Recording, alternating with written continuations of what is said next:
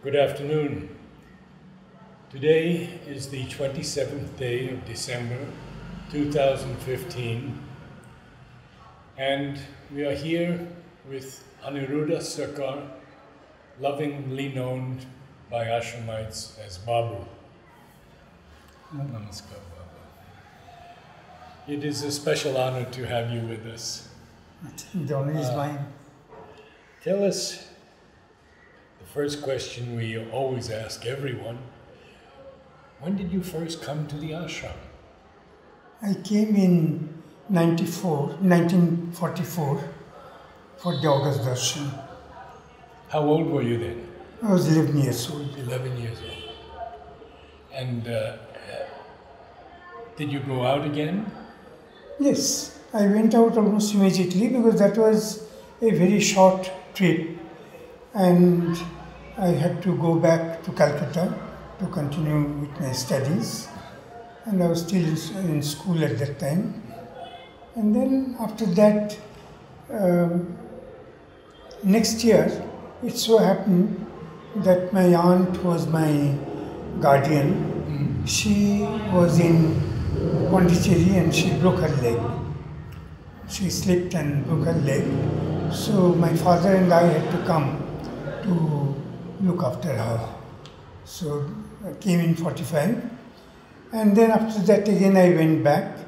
But in 45 December, I felt sick.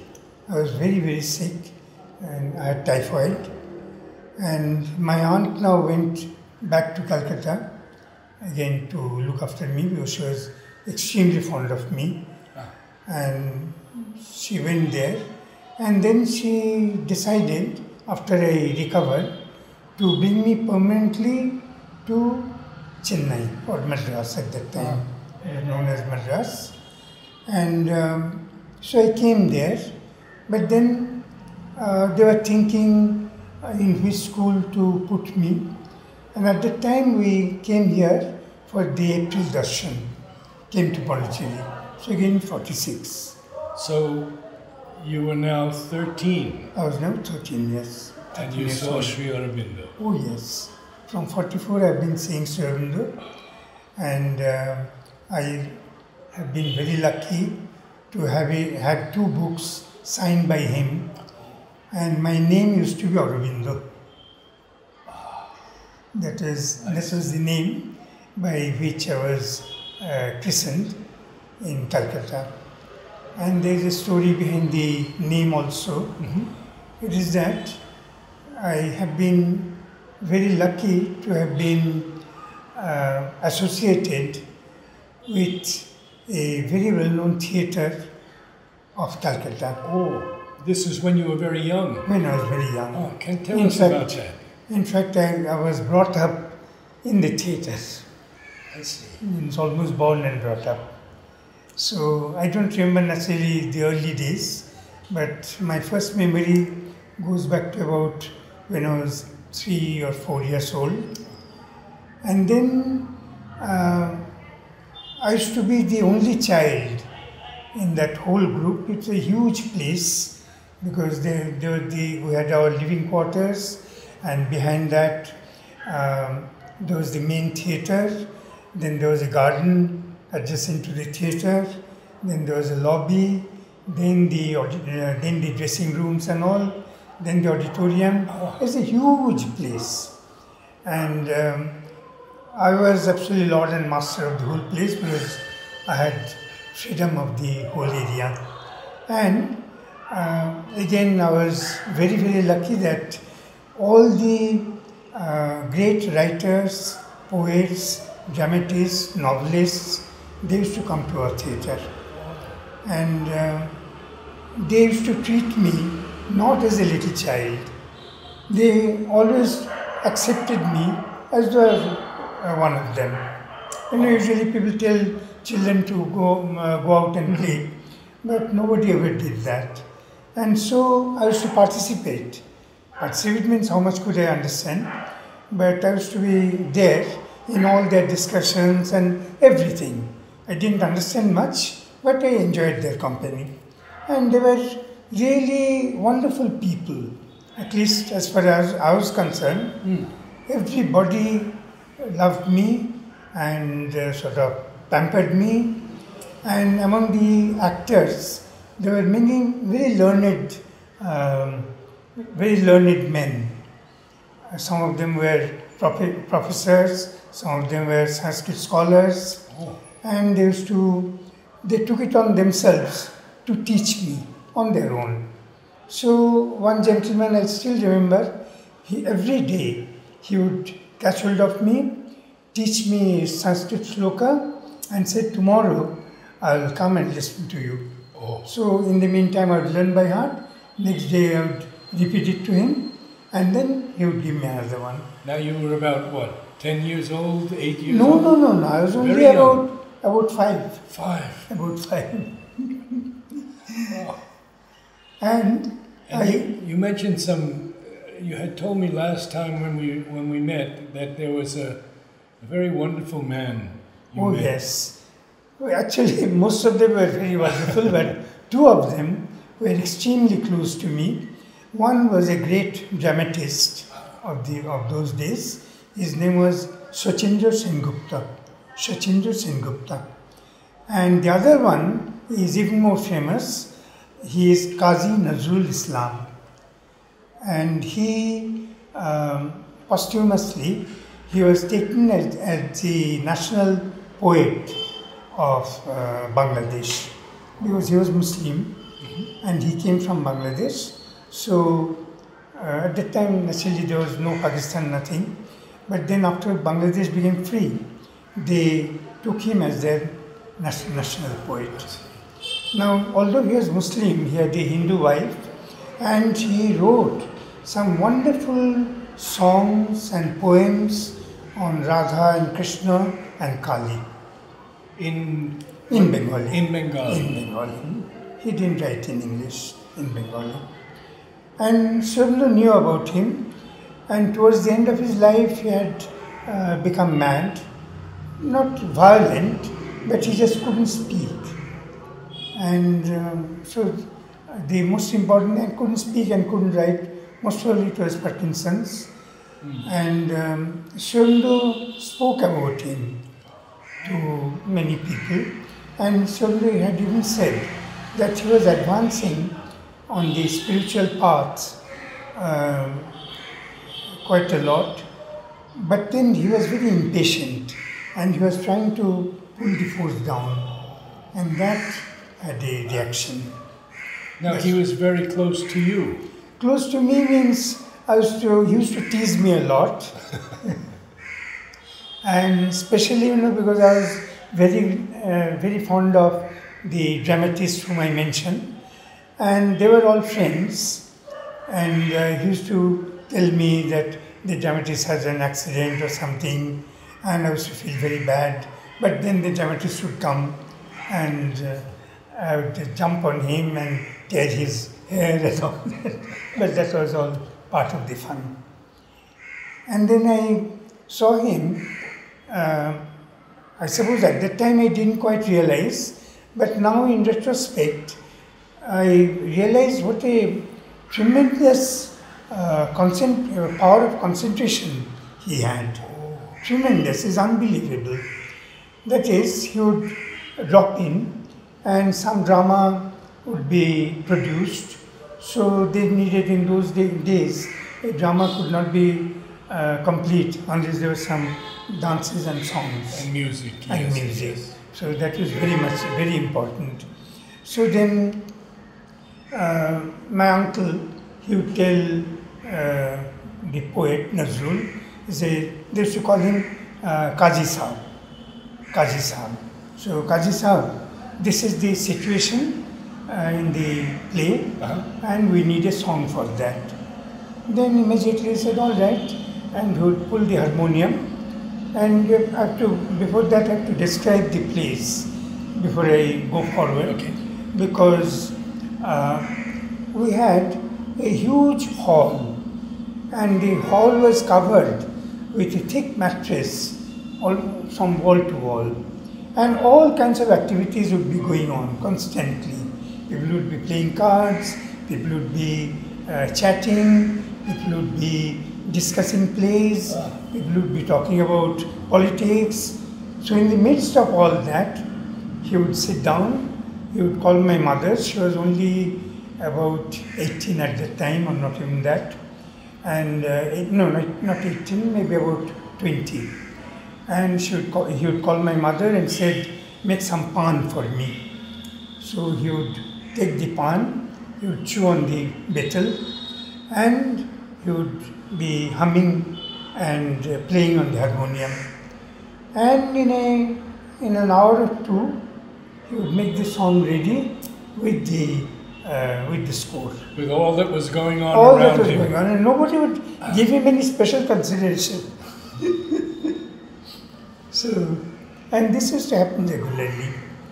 Then, how I got my name, I told you the dramatist Sachindranath Sengupta, he had been in Barendra Kumar Ghosh's group.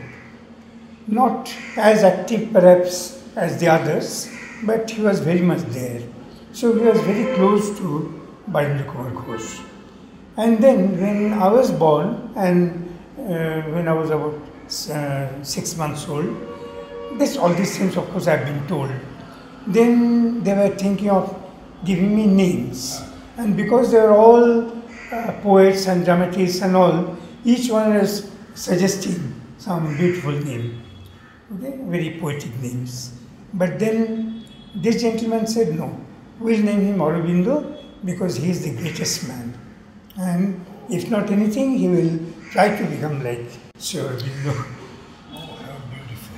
And that's how I got the name Aurobindo. And in my school and everywhere I was known as Aurobindo.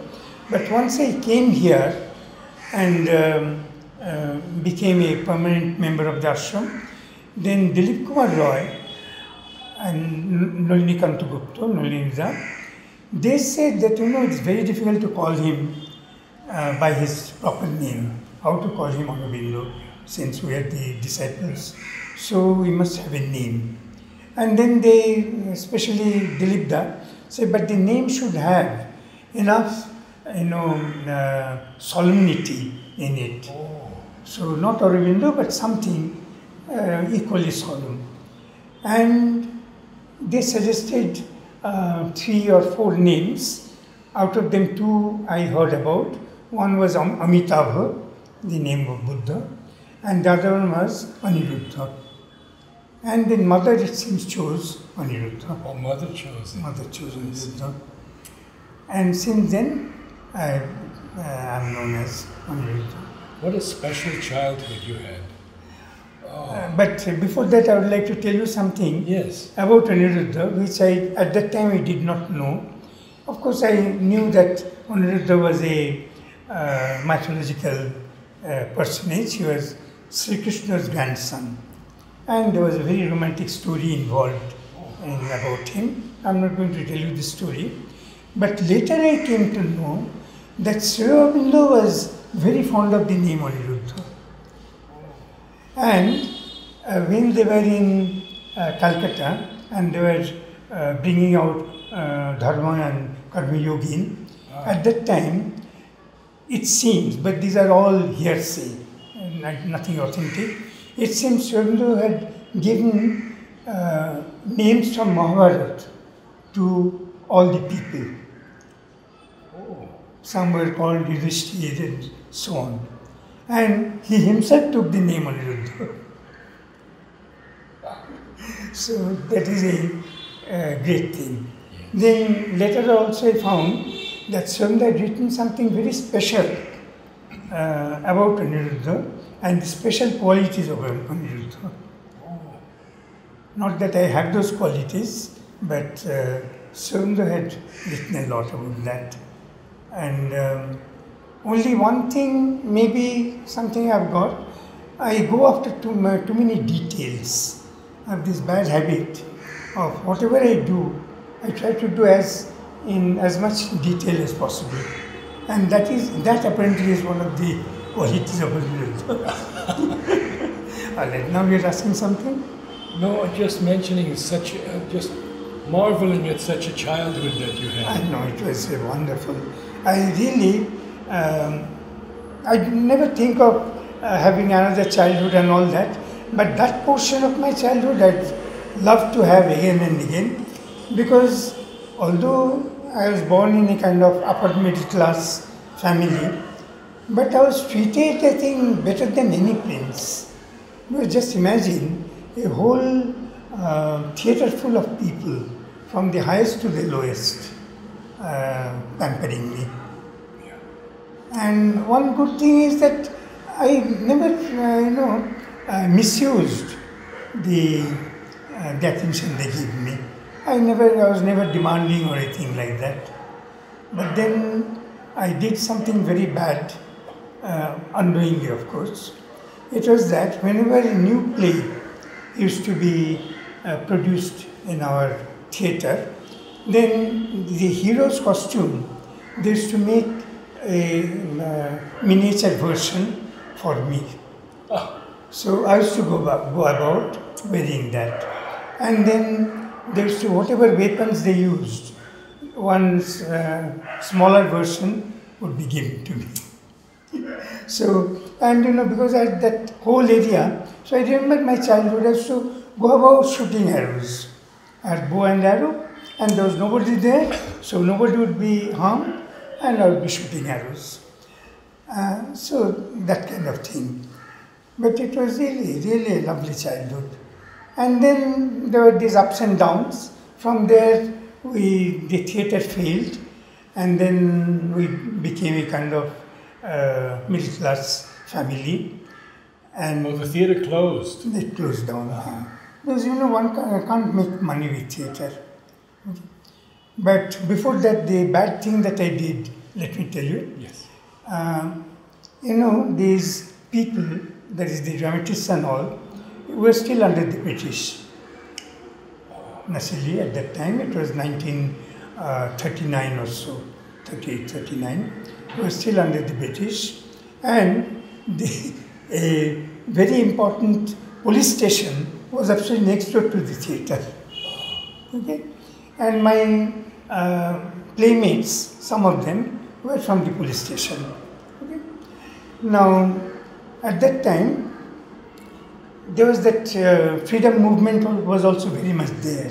But it was naturally suppressed, because most of the leaders had either died or had been arrested. Gandhiji was doing his work, but that was, especially in Bengal, not much importance was given, I think. But these people, these dramatists and all, who had connection with Aurobindo, they were writing plays. Always, talking about the greatness of ancient India or of Bengal. And in that way, they were sort of making people aware that we are not a kind of backboneless nation. We can become free. But that was being done in a very quiet manner. And at that time, my friend, that Sachindranath Sengupta, he wrote a play called Naradevata. Naradevata, that is man-god. If you translate it literally, man-god. That is, God who has become man, or man who can become like God. So that play. And it was quite a risky play, risky in the sense, not in a bad sense, that the British wouldn't like it. So they knew about it, but even then they decided to produce it. They allowed it. They allowed it. Now the thing is, the rehearsals had been going on, and I used to be present in all the rehearsals. So I knew the roles by heart. Oh, all the roles. Almost all, or many of them, the important roles. Some of the other I knew which are important roles.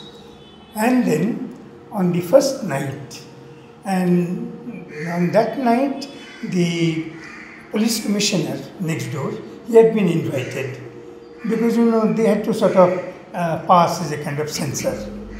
So they had all been invited, and the play was going on, and it was, the auditorium was absolutely full. And because the plays used to be very long in those days, 4 or 5 hours. Oh. So they used to have intervals, 2 intervals. So the first interval came. And my aunt was there behind the curtain. And she heard a lot of clapping and a lot of disturbance in the auditorium. She couldn't understand what was going on. So she parted the drop scene and she looked out and she found that all the audience, they were looking up at one of the boxes and they were clapping. Then she also looked up and she found that I was standing there on a chair. And the most dangerous dialogues I was giving out. So she sent a servant to go from behind, pick me bodily up and remove me from there. How old were you then? I was only about 6, I think. 5 or 6. So removed me from there. And that was the beginning and end of my theatrical career. But the dramatist, that was the interesting thing, because they had to close that play. They had to stop that play. Oh, they did? They did. The British? Because the police commissioner said that I can't allow it. Because if a small boy can get inspired like this, then what will happen to the country? Yes. So they stopped it. But can you imagine that I was not taken to task at all? It was just because, it meant a tremendous loss, financial loss. Yes. Yes. But then nobody took me to task, only I used to call him brother. Say, oh, brother, you stopped my play. That was his comment. Indeed, that is of the past. Then you came finally to Pondicherry. Then, after the theatre closed, then my aunt shifted to Madras because my uncle had a job. Actually, he started a business. He was a very poor businessman, but he started a business. And I was brought to Madras, to Chennai. In those days, it was Madras. And they had heard about the ashram. So my uncle came for the April darshan alone. What year was that? Pardon? What year was that? That was 1944. 44 April. He came alone. He came alone just to see the place, and then he came and told us everything. How mother came out on the balcony and how people would stand and all that. So we came for the for the August darshan. Came for the August darshan, and at that time, I didn't even know that there was a school or playground in the ashram. But one thing I found, that there were lots and lots of books in the library. At that time, the library used to be in the ashram main building. It was spread out over that area. It was known as Library House. So, and I always loved books. So I used to sit there and nobody stopped me. I used to take out books and I used to read. And then I told my uncle and aunt that I would like to stay here. They said, we can't allow you because you have to finish your schooling. So I went back, and then the rest I told you. So we came in 1946, and this time I came to know that there was playground and there was school. So I said I would like to stay here. Then they said, but what is the highest class in our school? It was only class 5. Well, I was already in class 9. Oh. So that means 4 years I would be losing.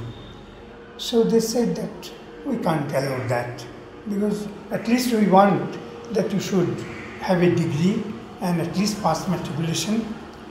So then they decided that they would take me back. But then I told them that can't I study outside and stay in the ashram? Now that was not very common. But when I said yes, that's a possibility, they said, and they asked mother about it. And mother said yes, why not? So then I was studying in Calvary College, preparing for my matriculation, and I was a member of the playground, and I used to play there.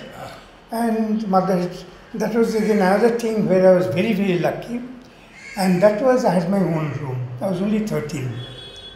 And very interestingly, how the whole circle has gone round, the room used to be the opposite, Dr. Raichora's house garage. At the time, this house was not there. It was a two-story building, and where the garage is now, that used to be my room. I want to ask you if what you recall of the first time you saw Sri Aurobindo. You know, that question many people have asked. I'm sure. But the thing is, you have to also remember, I was only 11. 11, yes. Only 11. Yes, yes. And we saw Sri Aurobindo almost in passing. Because the thing is that people didn't want him to get tired. So we used to just go past him, go in front of him in the darshan room. No pranam or anything? No. I see.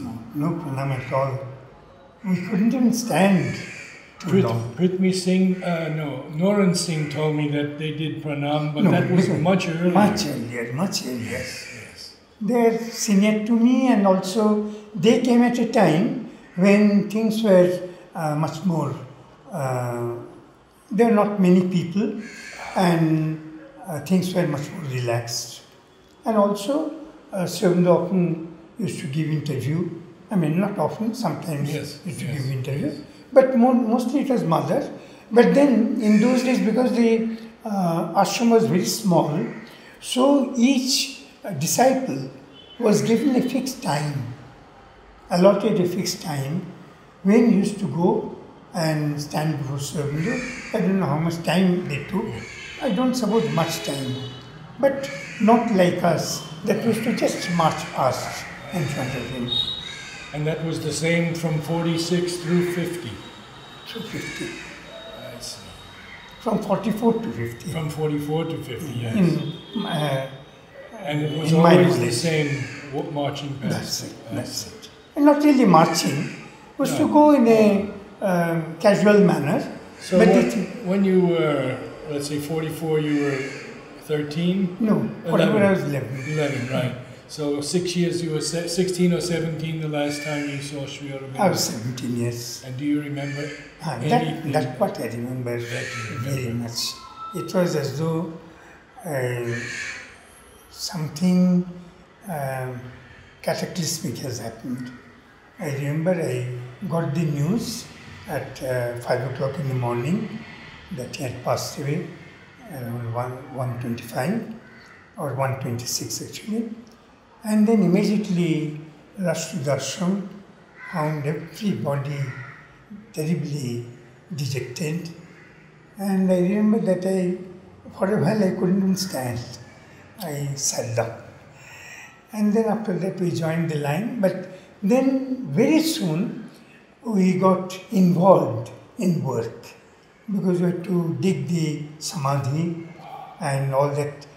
There used to be a kind of altar there in that under the service tree, and they used to arrange flower pots in a very beautiful place.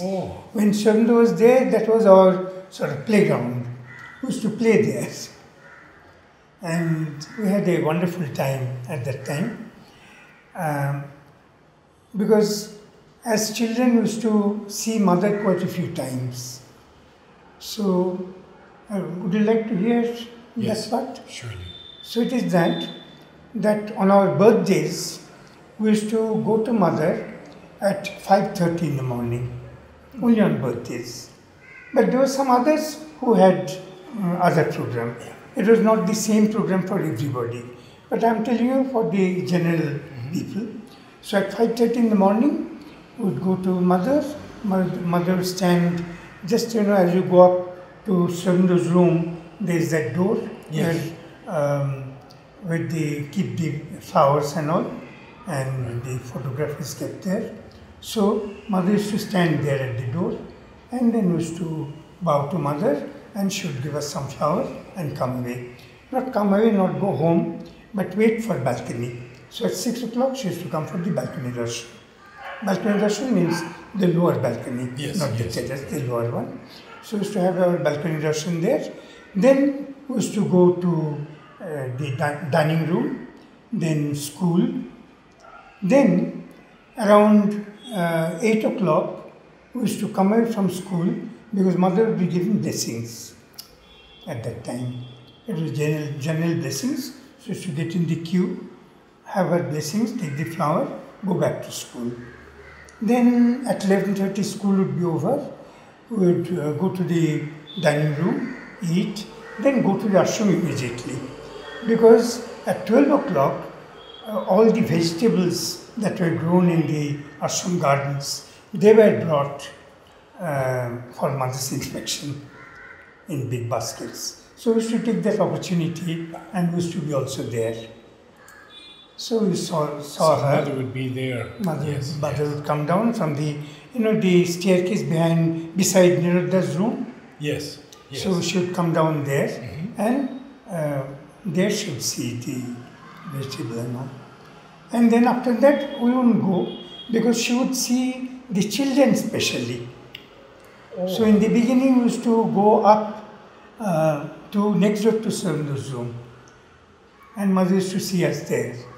Then maybe our numbers increased. It's not that we made any noise. Our numbers increased, and so she took us to the meditation hall. But I remember, and I was very, very envious of one creature. That was a dog, a golden Labrador. His name was Goldie. And he used to go straight away to Surundu's room. He had free access. And you should have seen the look of disdain that he gave us while going. I never heard that before. Oh, didn't. That's really something special. So, But you have heard about Gauri's dog, no? Bo? No, you haven't heard. I think that is an interesting story. What happened was that Gauri, she was almost born here. At the age of 6 months, she was brought to Pondicherry, and she didn't come to the ashram, but Mother and Subnu knew about him. Not only that, can you imagine that Subnu wrote a letter saying that why don't you give the baby Horlicks? I remember that story. Yes, I That heard. you remember. And mother used to take very special attention and know about her welfare and all. But then when she grew up a little, she was terribly afraid of dogs. Terribly frightened. And mother said that the only thing to do is to give her a dog. And so they got a Dalmatian, and her name was Beauty. So then, at that time, the governor, he was Barrow, Monsieur Barrow. Only the other day I read something about Monsieur Barrow. Someone had commented on him. So, Monsieur Barrow also had a dog, a Dalmatian. And so they mated, these two dogs. And then 6 pups were born. And then, naturally they couldn't keep all 6. So which one to keep? So they took all the pups to Surundu's room. And all the pups were playing about, but one pup went on looking at Surundu. So mother gave him the name Bo, Beauty's son, Bo, and Bo became Gauri's companion. And now Gauri absolutely loves animals and... Yes, I know. Yes. Oh, what a beautiful story. So, did you write to mother, or did mother talk to you from time to time? She talked a little, but there, my nature, I'm rather of a shy type. I'm not a very forward type. So although I knew that some children used to regularly send a notebook to mother and they used to ask mother questions, mother answered, or sometimes even mathematical problems, mother used to help them with, and all that I knew. But I never felt like doing that. But only this much I knew that mother in her own way, she had her eye on me, and she had given some good comments about me. That's all I know. But then, what I enjoyed is, really speaking, and what in the beginning I feel attracted me to Pondicherry was the amount of freedom I got. It's unbelievable freedom, really unbelievable. When I was in Calcutta, I was not left alone anywhere. Even when I went to school, a servant would accompany me, take me to school, bring me back. But once I came here, I could go about anywhere at all. And of course, Pondicherry was very safe at that time because we didn't have any cars, no motorcycle at all, a few cycles, but that's all. So we had the freedom of the whole area. And we used to often go out for long walks and roam about. Then this part is also very interesting. Mother used to give another darshan at 8 o'clock in the evening. That was known as the evening darshan, and most people used to come. But somehow or the other, due to her work or I don't know what reasons, that darshan time started becoming later and later. So from 8, it became 8:30, 9, 9:30, 10, and just to go forward, I think the record was broken when she came at 3 o'clock in the morning. And soon after that, that darshan stopped. Once even Aurobindo had sent word, we were all waiting. At 12 o'clock, Aurobindo sent word that mother is in trance, so she won't come down. Now what happened is that we used to wait for mother, and naturally we used to play, we used to chat. We were very small at that time. But then our studies used to suffer. There was no time to study. So what we started doing, of course those who lived in the boardings or those who lived with their family, there the parents didn't allow them. But people like me, who was all alone, I could do whatever I liked. So I used to wait in the ashram, but then I used to take my school books and do the homework and everything while waiting for her. Now, some ashramites, because they would have to start their duty early in the morning, so they couldn't wait so late and then again start their duty. So they would tell us, all the boys, some of the boys who used to be very regular, that when mother comes down, immediately inform us and we'll come back from our house. So I still remember, the moment mother would come down, I would take my cycle, go round and would say, mother has come, and the whole place was quiet, and a kind of announcement, mother has come, and then they would all come out of their houses and go to the ashram. Now I want to pick up a little bit on your studies in the ashram, in school, ashram school. That's it. And then what happened was that I just wanted to finish off with this matriculation. So my heart was not there. Although physically I had to be present, but I didn't want to be there. Anyway, the commitment was there. So in 1949, I passed my matriculation and at once wrote a letter to mother saying that, mother, I want to stay here, but my guardians, they want to take me back. So, then mother replied to me saying that I'll be happy to have you here, and you can tell your guardians about it. So I wrote a letter to them, said that mother doesn't mind if I stay here, so I would like to stay here. And then I became a full-fledged Ashramite from 1949. So, since 49, you've been here. That's it. No, 49 as an Ashramite. As an Ashramite, As an yes. Ashramite. Yes. Now And then, after I finished there, now I came to school.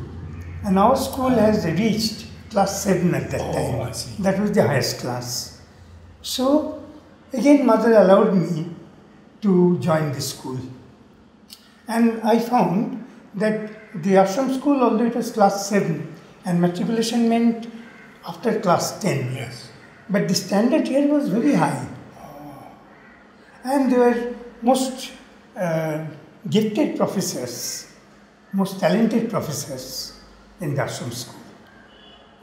So I joined, and I had the good fortune of studying under Teniben, then Shishidha, and later on under Dr. Indra Sen, after the higher course was opened. So, Well, I would love you to tell us some things about Temiben. Teniben was a wonderful teacher, wonderful. I've never found anybody so good. And the thing is, on one side she was an excellent teacher, on the other side she was a very hard taskmistress. Oh. She used to make us work like anything. We had a very small group. In the highest group, we had only about 8 students. And she used to give us homework some 3 times a week, and also very, very difficult work, not mechanical. And then she expected us to learn each and every poem by heart. So whatever we studied, we learned by heart. Means she used to really like a slave driver. But I'm very thankful that she did that. Is that where your love for poetry began? I think so. I I think so. She herself was a poet, and she wrote very beautiful poetry. But she never showed us her poems, never talked about her genius or anything. But then we could feel the amount she knew and what she gave us. We have a few minutes before we take a break. Sure. And then I want to get into poetry a lot with you. Lot, but I maybe don't you know. maybe you could tell us about a little more in depth about some of your early teachers. Oh yes. That would be nice.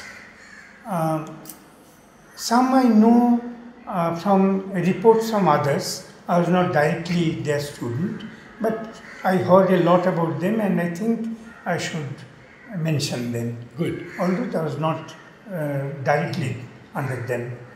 And one of the persons was Sunilda, the musician.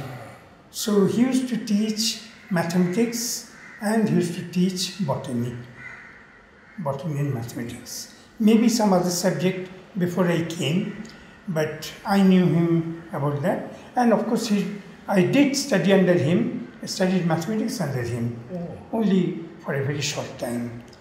But then there was another teacher, Nolini Sen. Nolini Sen, 2 of his daughters are still here, Amita and Chitra. Yes, I know them both. You know them both. So, their father. Now, he was a most loving and lovable person, and the gentlest possible person. Also, he was in the same group as 2 of the most world-famous names in mathematics. One was Dr. Satyan Bose. You may know him as one of the associates of the Bose-Einstein theory. When Einstein first published his theory of relativity, they say only about a dozen people understood him. But then Satyendra Bose happened to be one of them, one of these dozen. And he had written some corollary about Einstein's theory. That's something that would be connected with, could be connected with that. He had sent it to Einstein, and Einstein had accepted it, and that finds its place in the physics book as Bose-Einstein theory. What it is, I don't know, because physics is not my subject. Okay? But then, and then there was another one, very important person, Meghnad Saha. Meghnad Saha. He is not that well known, but he is also a great mathematician. And this Nalini Chanda used to be in the same group, and their colleagues. And he was a brilliant mathematician. Only thing is that he was himself so brilliant that for him the problems were child's play. Okay? So he used to take them very lightly, and he couldn't understand that how they could be difficult for the students. That's the only thing. But he was really a wonderful man. And I still remember that my problem was that I had studied mathematics in English. But once I came here, I had to relearn everything in French. So I had a little problem. So then, and also I was not that much interested. So I remember a test, class test, where I couldn't answer a single question. So I submitted the blank paper to Nalini Sen and said, I can't do it. He said, no, don't give up like that. I'll give you a pass mark for this, for a blank paper. I'll give you a pass mark, but you have to promise that you'll work very hard. Then I said, no, I can't promise. So that was the end of mathematics. Let's take a short break. Sure.